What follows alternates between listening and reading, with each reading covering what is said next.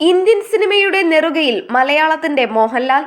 ചലച്ചിത്ര മേഖലയിലെ സമഗ്ര സംഭാവനയ്ക്ക് രാജ്യം നൽകുന്ന പരമോന്നത ബഹുമതിയായ ദാദാസാഹേബ് ഫാൽക്കെ പുരസ്കാരം മലയാളത്തിന്റെ പ്രിയ നടൻ മോഹൻലാലിന്.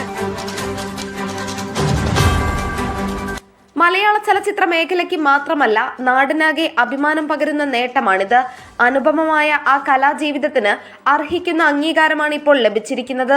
പ്രധാനമന്ത്രി നരേന്ദ്രമോദി മുതൽ ലോകത്തിന്റെ പല ഭാഗങ്ങളിൽ നിന്നുള്ള ഓരോ ഭാരതീയരുടെയും അഭിനന്ദന പ്രവാഹങ്ങളാണ് മോഹൻലാലിന് ലഭിച്ചുകൊണ്ടിരിക്കുന്നത്. 2025 വർഷത്തിൽ മാത്രം 550 കോടിയിലധികം രൂപയാണ് മോഹൻലാൽ സിനിമകൾ ബോക്സ് ഓഫീസിൽ വാരിക്കൂട്ടിയത്. വൻ ബഡ്ജറ്റിൽ ഒരുങ്ങുന്ന ഋഷഭ എന്ന സിനിമ കൂടി ഈ വർഷം വരാനിരിക്കെ അടുത്ത 10 വർഷത്തേക്കെങ്കിലും മറ്റൊരാൾക്കും മലയാളത്തിൽ ഈ റെക്കോർഡ് തകർക്കാനാവില്ല.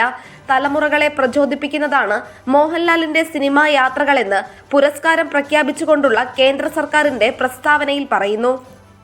നടനും സംവിധായകനും നിർമ്മാതാവുമായ മോഹൻലാലിനെ ആദരിക്കുന്നുവെന്നും അദ്ദേഹത്തിന്റെ അതുല്യമായ പ്രതിഭ, വൈദഗ്ധ്യം, കഠിനാധ്വാനം തുടങ്ങിയവ ഇന്ത്യൻ സിനിമാ ചരിത്രത്തിൽ സുവർണ സ്ഥാനം നേടിയെന്നും പ്രസ്താവനയിലുണ്ട്.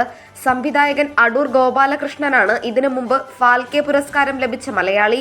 2004 അദ്ദേഹത്തിന് പുരസ്കാരം ലഭിച്ചത്. കഴിഞ്ഞ വർഷത്തെ പുരസ്കാരം ബോളിവുഡ് നടൻ മിഥുൻ ചക്രവർത്തിക്കായിരുന്നു. രാജ്യത്തെ പ്രഥമ സമ്പൂർണ്ണ ഫീച്ചർ സിനിമയായ രാജാ ഹരിശ്ചന്ദ്രയുടെ സംവിധായകനായ ദാദാസാഹിബ് ഫാൽക്കെയുടെ സ്മരണ നിലനിർത്താൻ കേന്ദ്ര സർക്കാർ 1969 ഏർപ്പെടുത്തിയതാണ് പുരസ്കാരം. Nandana Babu, SS news, Malappuram.